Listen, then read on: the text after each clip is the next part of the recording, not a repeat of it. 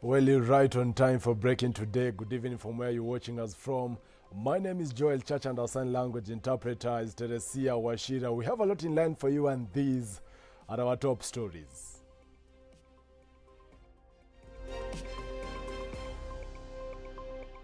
Hata mimi najua gari ya moshi inakuaga na steering pad na ni kifara. Sasa nimeiona sasa na watu wanajipiga selfie.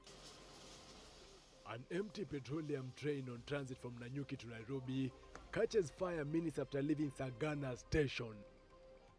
Being June 6th, Kenya has joined the world in celebrating cancer survivors. So from the emblem, I already know this is a Ford, yeah, because the only emblems that are like this is for Ford and Subaru. In a special feature, The Unsighted Vision, we tell you the story of a blind advocate who reviews and drives cars. Talk to us via social media platforms as Switch TV Kenya, Joel Chacha M on Twitter, as well on Facebook, Switch TV Kenya, and Joel Chacha. Send in an SMS via 111 444 111. We begin. 1,559 more people have received the second dose of the AstraZeneca vaccine in the last 24 hours as the country progresses with the second vaccination exercise. This just 2 days after Kenya received a donation of over 350,000 doses of vaccine from the government of Denmark. And as Daniel Karuki reports, 23 more people have succumbed to the novel coronavirus in the country.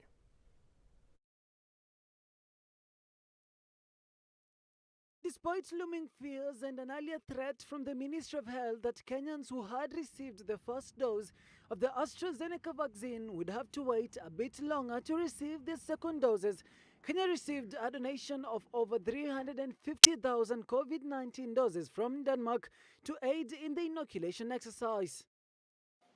Kenya was earlier expecting to receive another batch of vaccines from India in May before the country banned exportation of vaccines following a surge in the country.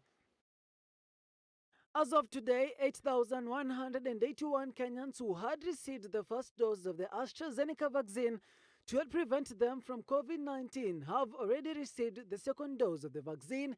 Of them, 1,053 are those 58 years and above, while 4,607 being health workers, 606 teachers, 401 security personnel, and another 1,541. Last week, the Kenyan government announced plans to acquire additional vaccines to ensure at least 60% of the Kenyan population is vaccinated by June 2020 to attain herd immunity. Kenya began vaccinating its population in March after getting 1 million doses of AstraZeneca vaccines from India. Meanwhile, 166 new cases of the virus have been recorded in the last 24 hours, putting Kenya's positivity rate at the below 5% mark, as another 23 deaths have been recorded within the same period. Daniel Karuki for Switch TV News. Elsewhere, residents of Nanyuki County woke up to beams of smoke caused by the train on transit to Murang'a County minutes after it left the Sagana station. The firefighters were quick to put the situation under control as those in the cockpit of the empty petroleum ferrying train managed to escape and no casualties have been recorded. Grace Karuki reports. An empty petroleum train on transit from Nanyuki to Nairobi has caught fire minutes after it left Sagana station. The 6-wagon train had no casualties as those in the cockpit managed to escape and use the fire extinguisher cans. They had to control the spread of the fire before firefighters from Murang'a station arrived minutes later. Caroline Mudhoni, a resident who was at home, saw the train from a distance and as usual came out in a company of neighbors to identify the train. After some time, they saw smoke. On reaching the location, they saw fire starting below the cockpit area. Tukasema tuende tu.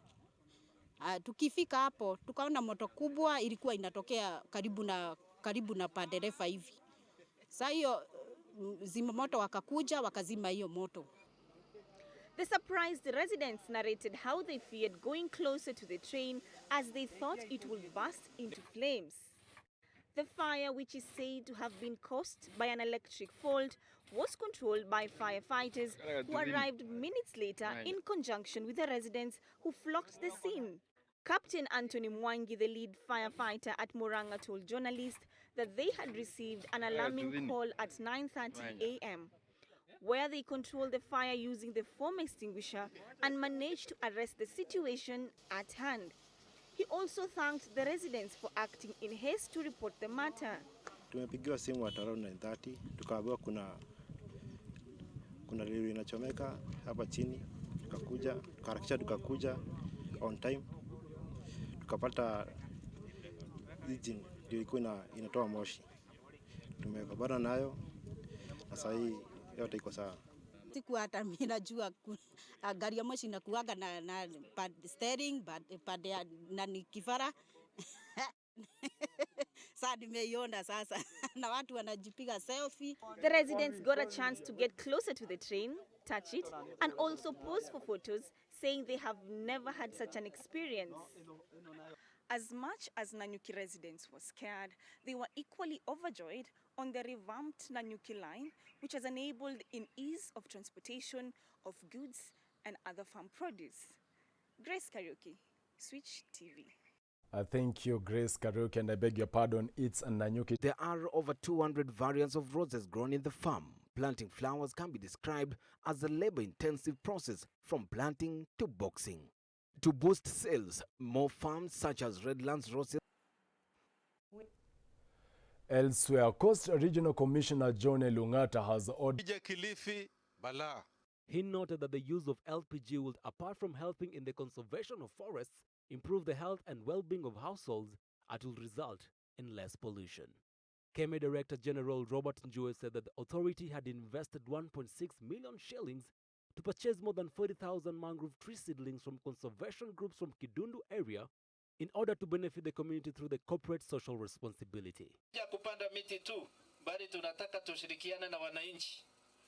Na wananchi tukasema ndio mtatupatia miti. Si mmetupatia miti? Na nyinyi mkapata nini? Mkapata nini? Pesa. Kwa sababu kila mti, kama shirika la KMA tumenunua miti ya kupanda eneo hili 40,000 na kila mti tulikuwa tunanunua 40 shillings. Mr. Soy, who's the Coastal Regional Ecosystem Coordinator, thanked KMA for the gesture, noting that the 40,000 seedlings will be planted within an area measuring 10 meters hectares in a campaign aimed at improving the mangrove forest cover. President yetu alisema tupande miti kwa maneno ya conservation, tuwe na stakeholders. One of the stakeholders ni Kenya Maritime, ambao ametusaidia tupande tutapanda 40,000 seedlings. Yesterday tulipanda 4. Leo tumepanda 3,000.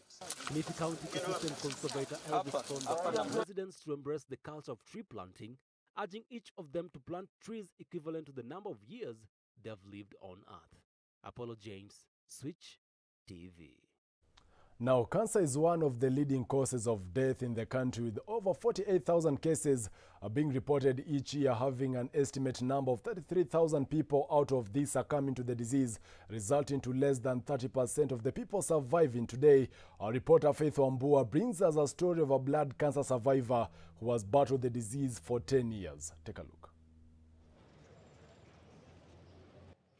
Cancer, a plague causing pain and suffering to many. For years now, cancer has been a pain in the neck for many in the country, causing grief to many, with an estimated 33,000 Kenyans